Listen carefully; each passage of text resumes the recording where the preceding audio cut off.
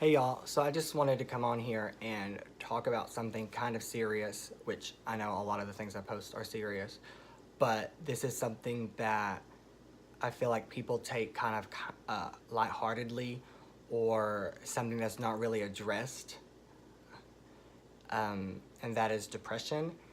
And I feel like we as a society teach people to suppress their feelings or to hide their feelings because it makes them look weak or makes them look inferior. But I'm here to tell you that it's not that way. And the people who tell you to suck it up, or the people that tell you get over it, or the people just like, oh, don't be depressed, and they just expect you to actually not be depressed. This is a video for you to have your feelings affirmed, to know that I am giving affirmation to the way you feel because I know how you feel. This is a video to show that you're not alone, even though you may feel it. And I know you're surrounded by family and friends, but sometimes it's nice to have a complete stranger or someone that doesn't necessarily have to be there to support you. So even if we're not close, even if you don't know me from Adam, even if we barely speak, even if you think I hate you or you think I don't like you for whatever reason, come to me. If you need or want help or advice or anything, please come to me, because as a matter, like, my family and my friends have been great through the time that I've struggled with this.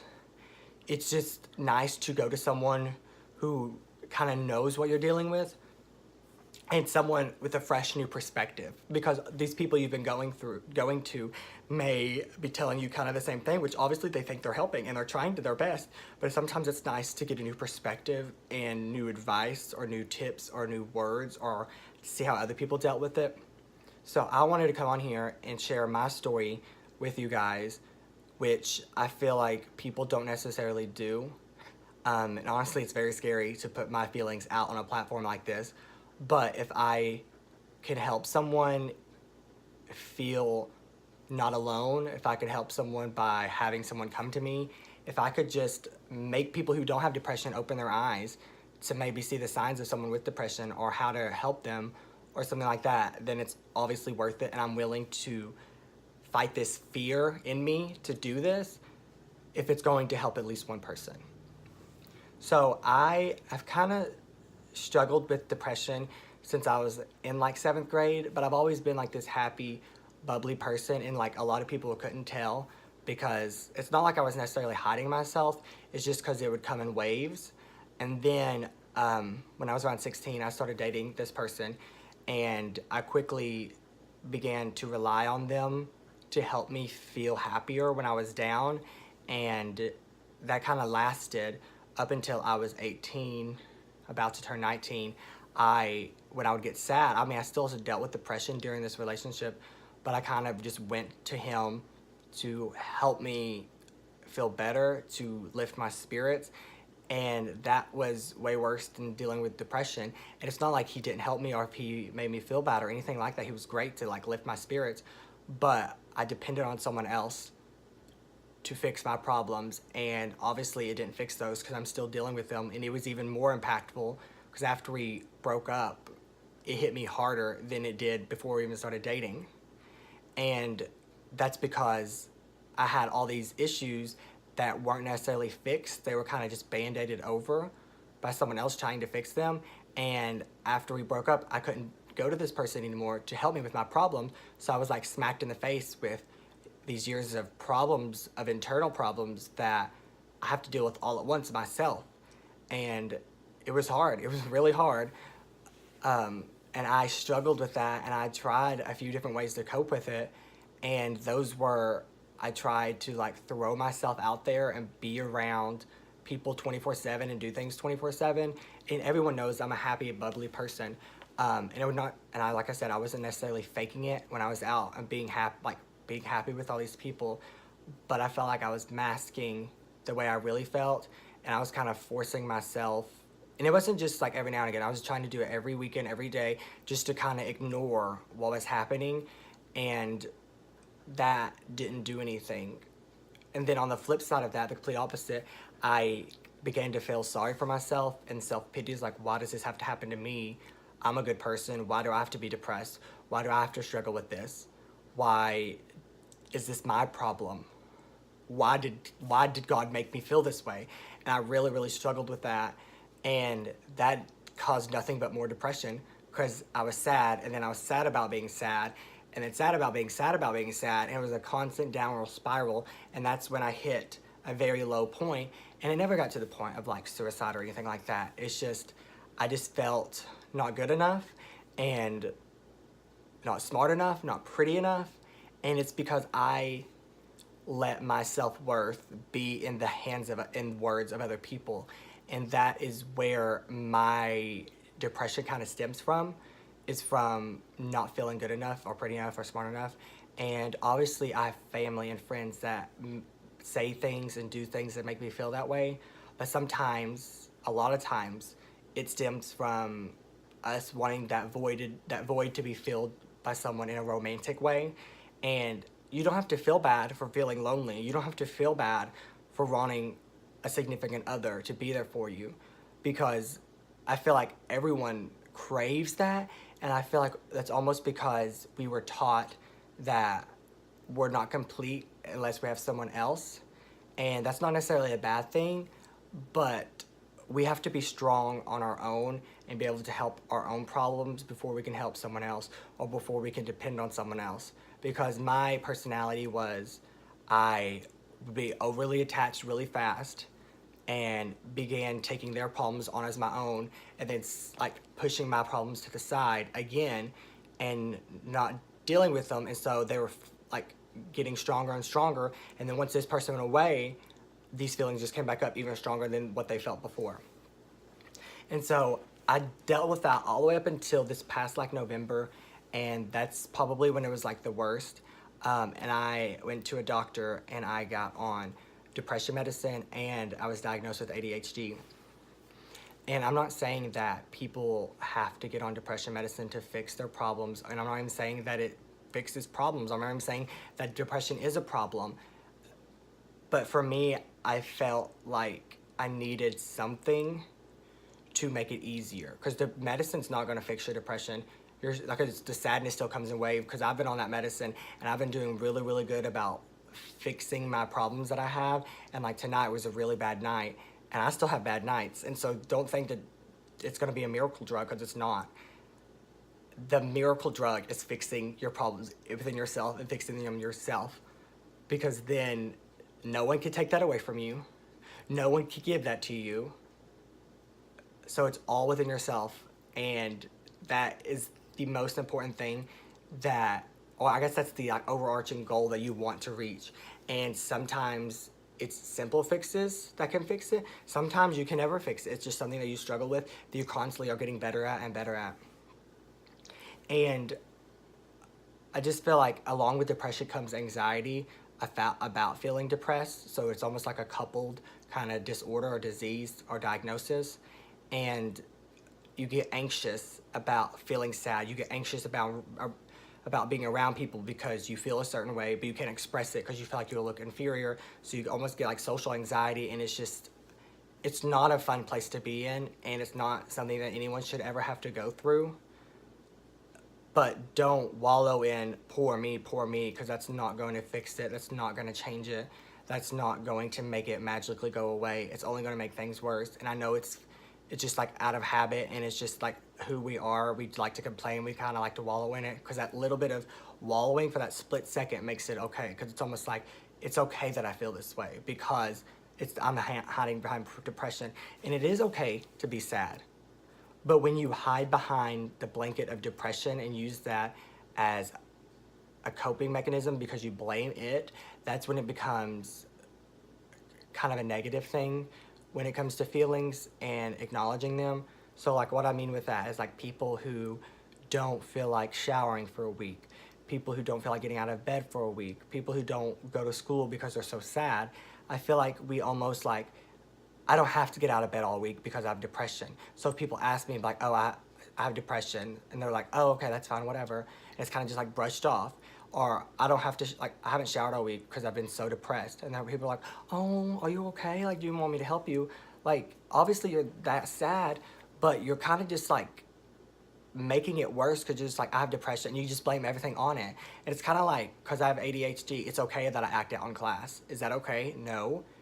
You need to acknowledge the problem and work towards fixing it, and not just use it as like a comfort and like, oh, it's okay. I have ADHD. I can act out in class. They can get on to me. It's whatever. And depression's the same kind of way. It's like, I can't get in trouble for missing this many days of work because I have depression. And it's like, I'm not belittling the way you feel or the problems you have, because trust me, I deal with these. I deal with these on a daily basis. But by using that and like as a scapegoat, does more harm than good. And so I kind of came up with a few tips on how I deal with it on the daily basis, or how I've gotten this far to where I am strong enough and courageous enough to come on here and tell you all of that and feel better about myself and feel happier. And I have a list down here, so if I look down, that's what I'm looking at. I already kind of mentioned the one. It's like hiding behind the mask of depression and like blaming your problems on that. If you need to alleviate that as much as you can. Obviously it's still going to happen, and obviously you're still going to be depressed, because it's not just going to be like, oh, I'm not depressed anymore. Like some people who don't have depression be like, oh, don't be depressed, and they just expect like it to be turned off. So just try your hardest to stop hiding behind that mask, because it does way more harm than it does good. The second thing that I feel like has almost had the biggest impact on me, and I know I only started this not that long ago, was my form of journaling is making videos and blogging, because I'm not like the cliche journaler that like writes out all of my problems, that writes out all of my emotions. And I tried that with blogging, and I love that, but I still kind of, I don't know, I wasn't as excited for it, I guess, because it's still a form of writing. And I mean, I don't mind writing, but it just wasn't a good fit for me, because obviously I'm a very talkative person. If anyone who knows me knows that. So I feel like doing these videos is my form of journaling, and your form of journaling may be writing songs, may be writing like paragraphs and paragraphs about how you feel. It may just be talking out loud. It may be talking in the mirror. In any form of communication, or it may just even be doing it in your head or just somewhere. But I think the best outcome is like when you put it out, like talk it out, say it out, write it out, hum it out, whatever. Just get it out of you, because it can't fester in there if you just put it out. And talking about your problems is going to be really hard, but I promise you it makes a world of difference. Especially, even if you don't have anyone else to listen, go in the mirror. You're your own crowd. You're your own person to lift you up. And the third thing I wanted to mention is it's okay not to be okay. People make you feel like you are weak or you are inferior because you're sad, and that's not true. It is okay to not be okay. But just know that once you acknowledge that, you need to work on fixing it. Not because you're in the wrong for feeling that way, just because who wants to be depressed? No one like wants depression to happen. And so if you're just like affirming, it's okay that I'm not okay, and like, okay, I just won't deal with it, then you're only gonna get more sad, and that's not gonna do any good. The next thing I have to talk about is taking care of yourself, and that has had one of the biggest impacts on me as well, because I did gain quite a bit of weight when I was in that relationship and afterwards. And over just like the last couple of months, I've really started making a difference in that, and I'm like down to my goal weight, and I actually just passed it, and it's like the best feeling ever. And it's not like I was fat before, but everyone has their own perception of how they want to look, and once you start making changes to doing that, it helps so much with depression.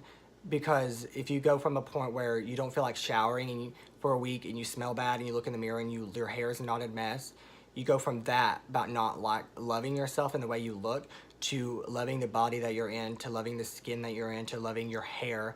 Because taking care of yourself, self-care, has the biggest impact, and has a bigger impact than you can even acknowledge right now. Because if you haven't done it, you like, oh, that sounds silly, because it did sound silly. But once you start doing it religiously, it's almost like an addiction. It's like you're working on yourself. It's like, how much better can I get today? And you're not getting better to look better for someone else. You're not getting better, smarter to look for someone else. You're not doing this for anyone else. You're doing it for yourself. And that is when it means the most.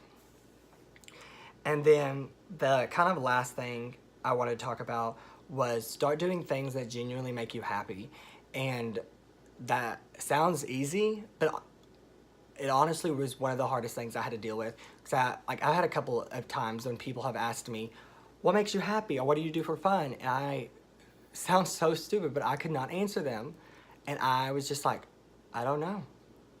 I genuinely don't know, because I had the personality of I just did, because I always said my happiness came from doing for others and being around others and being with others. And so I just naturally just took on whatever made them happy. I just did. And I just like, in my mind, created this form of happiness based off that.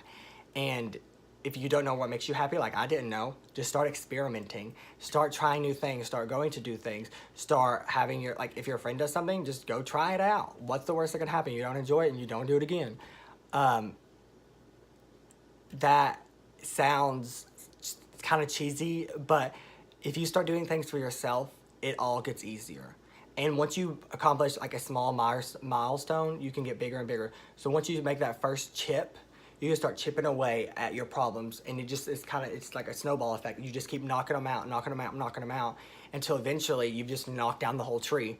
You've chipped away the whole tree. It's all your problems, they're gone. Obviously, you're still gonna have problems throughout your life, but all the ones that are holding you back from depression, you can overcome. You can get through them. You can feel better. Don't hide behind depression. Please don't hide behind depression.